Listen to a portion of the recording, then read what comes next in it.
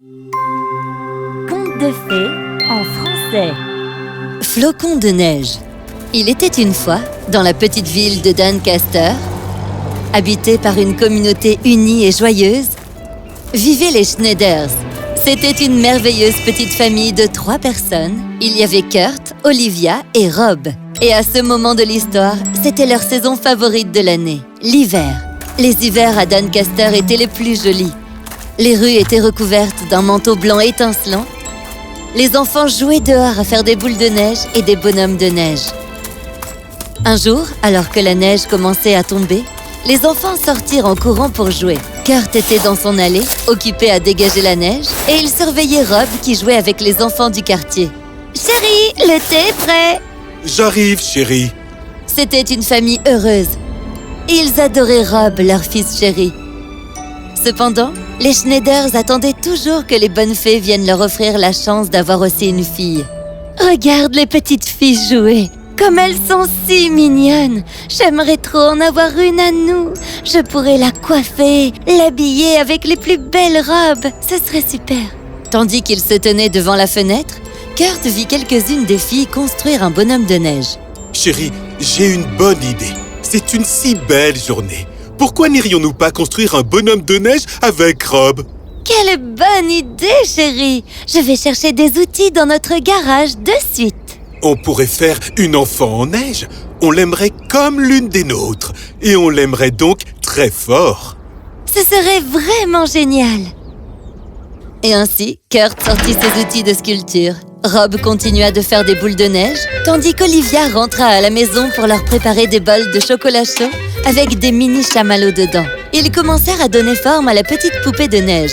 Ils firent d'abord le corps avec des petites mains, puis ajoutèrent des pieds avec des orteils minuscules. Tiens, papa, faisons sa tête maintenant. C'est tellement drôle.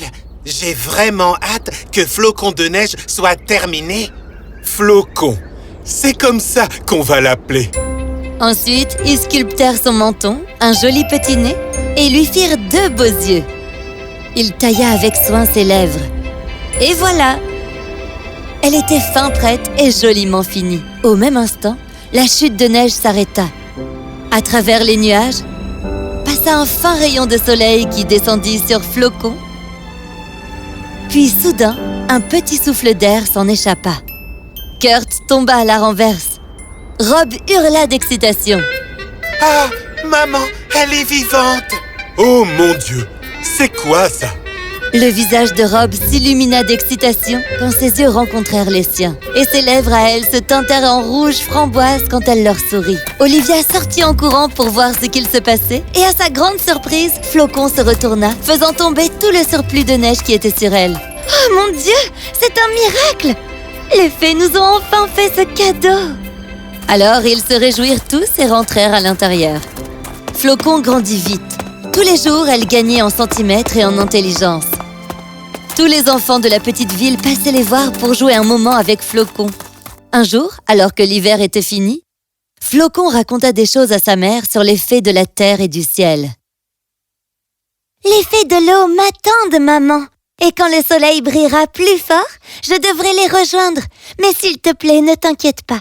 Tu pourras me voir encore un peu dans la rivière avant que je ne parte complètement. Oh, mon petit Flocon, que dis-tu là? Je ne te laisserai aller nulle part. Maman, je le dois.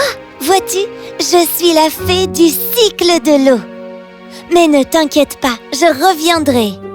Mais où vas-tu aller? Je vais couler le long du cours d'eau et remplir la rivière pour donner de l'eau à tout le monde dans la ville. Mais, ma chérie, comme je te l'ai dit, maman, ne t'inquiète pas, je reviendrai. Alors, le lendemain, Flocon et Rob allèrent jouer près de la rivière avec leurs amis. Ils y passèrent la matinée à jouer à des jeux et à chanter assis sur l'herbe. Quand le soleil se mit à briller plus fort, Flocon commença à fondre et s'assit sur la berge de la rivière. Au bout d'un moment, elle avait complètement fondu et avait rempli la rivière de son eau. Hein? Où est allée Flocon? Elle était juste là, non? Flocon! Flocon! Les enfants la cherchèrent partout sans pouvoir la trouver nulle part. À cet instant, Rob entendit son nom quelque part. « Rob! Rob !» On dirait la voix de Flocon. Moi aussi, je l'ai entendu. On dirait que ça vient de la rivière. Ils coururent à la rivière, dans laquelle ils virent une jolie petite fille qui flottait dans l'eau. C'était Flocon. Dis à maman que je reviendrai très bientôt.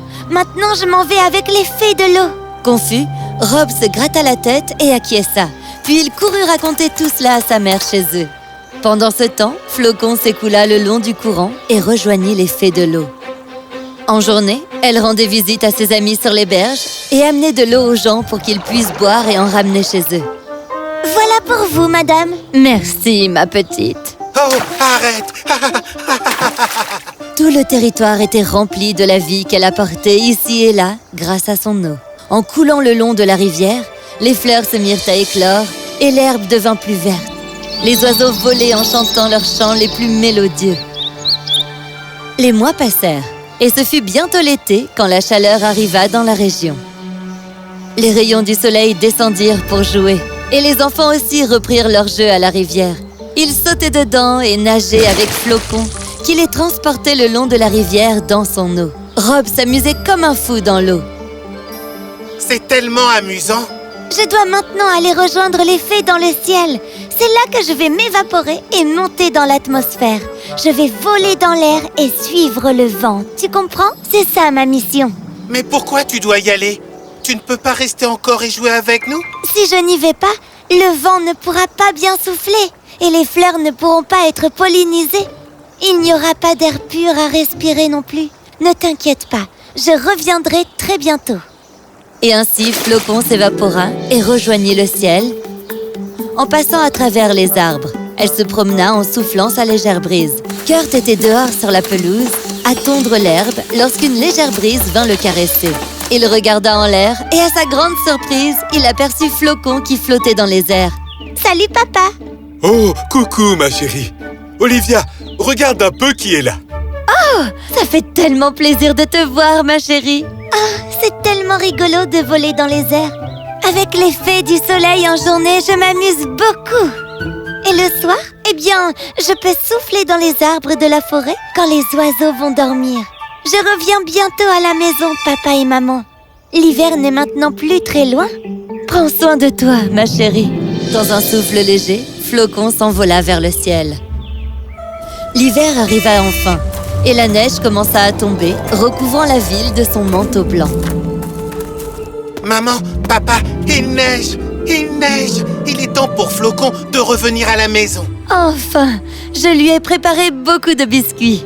Ils sortirent dans le jardin en courant pour accueillir leur petite fille, et au même instant, Flocon apparut dans la neige. Plus grande qu'avant, elle courut vers ses parents et les serra fort dans ses bras. Je suis contente d'être de retour. Oh, mon petit Flocon, je suis si heureux que tu sois revenu. Tu ne nous quitteras plus, hein? Oh, Robbie, je suis la fée du cycle de l'eau. Et j'ai été choisie par Mère Nature, l'ange de la terre, pour arroser la terre de mon eau tout au long de l'année. Donc, avec le temps qui passe, à chaque saison, je dois prendre la forme de l'eau dans son cycle, en passant de la neige à l'eau, puis à l'eau qui s'évapore en vapeur d'eau et qui revient sur terre sous forme de neige. Alors, ne sois pas triste, je serai près de toi sous différentes formes tout au long de l'année. Oh, ma petite, entre donc maintenant, je t'ai fait les biscuits que tu aimes tant. Et ainsi, ils entrèrent et profitèrent du bon temps avec du thé et des biscuits. Flocon continua d'apporter le bonheur dans leur vie et celle des gens de Doncaster, car elle était la fée du cycle de l'eau.